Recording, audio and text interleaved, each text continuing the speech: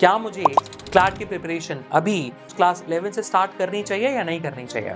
और अगर आप ये वीडियो देख रहे हैं तो चांसेस बहुत हाई हैं कि आप 30 minutes it's for legal reasoning, 30 minutes it's for logical reasoning, 30 minutes it's for GK. तो ये डेली प्लान है।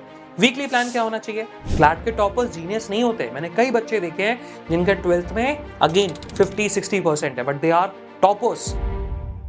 Hi guys, this is Manu Mishra. Welcome you all on our YouTube official channel PW Clat and to this specific session जिसमें आज हम एक बहुत ही important strategy पे discuss करने वाले हैं and that strategy is about CLAT 2028 को लेकर and it's about कि जो लोग क्लास 10 के एग्जामिनेशन हो चुके हैं और अभी क्लास 11th में आए हैं तो वो एक अभी कंफ्यूजन में होंगे कि प्रिपरेशन अभी स्टार्ट करनी है कि बाद में स्टार्ट करनी है। तो आज का सेशन उन स्टूडेंट्स के लिए है जो क्लास 10th के बाद एक इंपॉर्टेंट डिसीजन लेने वाले हैं। क्या मुझे क्लैट की प्रिपरेशन अभी क्लास 11 से स्टार्ट करनी चाहिए या नहीं करनी चाहिए? और अगर आप ये वीडियो देख रहे हैं तो चांसेस बहुत हाई हैं कि आप ऑलरेडी सीरियस हो चुके हैं अपने करियर को लेकर। तो आज मैं आपको एक सिर्फ मोटिवेट नहीं करूंगा, मैं आपको लॉजिकली, एकेडमिकली और प्रैक्टिकली समझाऊंगा why starting CLAT preparation in class 11 is your biggest competitive advantage. Now the first question and that is why early start is important. So again the answer is it's not that much important. इतना कोई important नहीं है, but जो students early start करते हैं उनके पास एक unfair advantage होता है और CLAT एक ऐसा एग्जामिनेशन है जहां small advantages एक अच्छा खासा big rank difference create कर सकते हैं, क्योंकि CLAT is not about IQ, it's all about conditioning. सबसे बड़ा मिथ मैं आपका तोड़ता हूं, क्लैट के टॉपर्स जीनियस नहीं होते। मैंने कई बच्चे देखे हैं जिनके 12th में अगेन 50-60% है, but they are toppers, right? So it's not genius based examination. CLAT एक स्किल बेस्ड एग्जामिनेशन है जहां पर reading speed, comprehension, logical interpretation and decision making under pressure, ये सारी स्किल आपको डेवलप करनी है। We will look into the advantage why early start is important and advantage देखते हुए चलेंगे। Advantage 1, time is equivalent to skill development. अगर आप क्लास 11th स्टार्ट करते हो आपके पास होता है 2 फुल ईयर्स, क्लास 11th का भी और क्लास 12th का भी टाइम। इसका मतलब आप डेली 2 से 3 आवर्स भी अगर पढ़ते हो, मैसिव कल्मिनेटिव एडवांटेज, आप रीडिंग हैबिट नेचुरली बिल्ड कर लोगे, आप प्रेशर फ्री लर्निंग करते हो। कंपेयर करो एक ड्रॉपर से, उनके पास 6 to 8 मंथ्स होते हैं, high pressure plus burnout risk. Result क्या आता है? So that means early starter ज्यादा स्टेबल परफॉर्मर होते हैं। एडवांटेज 2, रीडिंग मसल डेवलप होता है। क्लैट का 70 से 80% पेपर रीडिंग स्पीड बेस्ड है, बाकी I would be saying 90% of the paper reading based होता है और ये सबसे अंडररेटेड पॉइंट है। अगर आप क्लास 11 से स्टार्ट करते हो न्यूज़पेपर रीडिंग हैबिट बन जाती है, लॉन्ग पैसेजेस कंफर्टेबल लगते हैं, स्पीड प्लस कॉम्प्रिहेंशन दोनों इंप्रूव होते हैं और फाइनल रिजल्ट हमें क्या देखने को मिलता है? एग्जाम में आप पैनिक नहीं करते, आप डोमिनेट करते हुए चलते हो।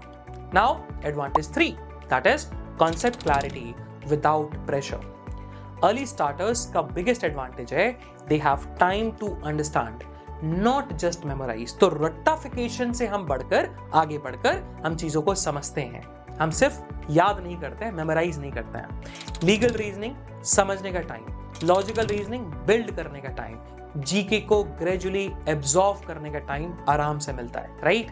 नाउ एडवांटेज 4 की बात करें, मिस्टेक साइकिल कंप्लीट कर पाते हो। प्रिपरेशन का सबसे इंपॉर्टेंट पार्ट क्या है? मिस्टेक्स करना और उनको करेक्ट करना। और क्लास 11th स्टार्टर मिस्टेक्स करते हैं, एनालिसिस करते हैं, इंप्रूव करते हैं और ये साइकिल को रिपीट करते हैं और ये साइकिल 10 to 15 टाइम्स बार आपकी रिपीट होती है। Advantage 5, that is mock test mastery. Mocks CLAT का बैकबोन है एंड एवरीवन नोज दैट, है ना? आपको नहीं पता, आप विद टाइम ऑटोमेटिकली जानते हुए चले जाओगे।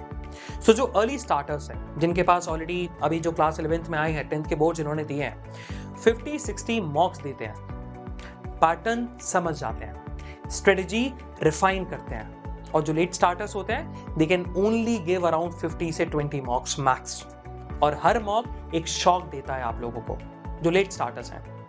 एग्जाम डे पर कौन कॉन्फिडेंट होगा? आंसर ऑब्वियस है, that is the early starters. Advantage 6, balance life is equivalent to better performance. Early start का एक हिडन एडवांटेज है, आप बर्नआउट नहीं होते। आप अगर क्लास 11th और 12th में बैलेंस प्रिपरेशन करोगे तो बोर्ड्स प्लस क्लैट दोनों मैनेज हो जाता है, और मेजॉरिटी ऑफ द टॉपर्स वो यही करते हैं। स्ट्रेस कंट्रोल्ड रहता है, और वही जो लेट स्टार्टर्स होते हैं या ड्रॉपर्स होते हैं, आपने देखा होगा, they are very much overload, they are very much into anxiety, they are very much into self doubt, और परफॉर्मेंस डायरेक्टली इंपैक्ट होती है उनकी। Now advantage 7, you become exam smart. Exam में सिर्फ नॉलेज नहीं चाहिए, एग्जाम टेम्परामेंट मांगता है ना। और जब हम अर्ली स्टार्टर्स की बात करते हैं, अर्ली स्टार्टर्स टाइम मैनेजमेंट सीखते हैं, गैसिंग स्ट्रेटेजी डेवलप करते हुए चलते हैं, सेक्शन प्रायोरिटाइजेशन को समझते हुए चलते हैं कि किस सेक्शन को हमें प्रायोरिटी देना है, किस सेक्शन को हमें प्रायोरिटी कम देते हुए चलना है। और ये सब चीजें टाइम लेती हैं, और आपके पास टाइम होता है अगर आप अर्ली स्टार्ट करते हो। But some very very important reality check, सिर्फ क्लास 11 से स्टार्ट करना इनफ नहीं है ना। अगर आप सिर्फ कोचिंग ज्वाइन करके सीरियस नहीं हो, कंसिस्टेंसी मेंटेन नहीं करते हो, प्रैक्टिस नहीं करते हो, तो अर्ली स्टार्ट का कोई भी फायदा नहीं मिलेगा आपको। तो अर्ली स्ट्रेटेजी क्या होनी चाहिए क्लास 11 स्टार्टर्स के लिए? अगर आप अभी स्टार्ट करते हो तो ये फॉलो करो। Daily plan that is somewhat around, ज्यादा हैवी नहीं दूंगा, सिर्फ 2 to 3 hours enough, more than sufficient. So again 1.5 hour should be go for reading, mainly newspaper plus reading comprehension.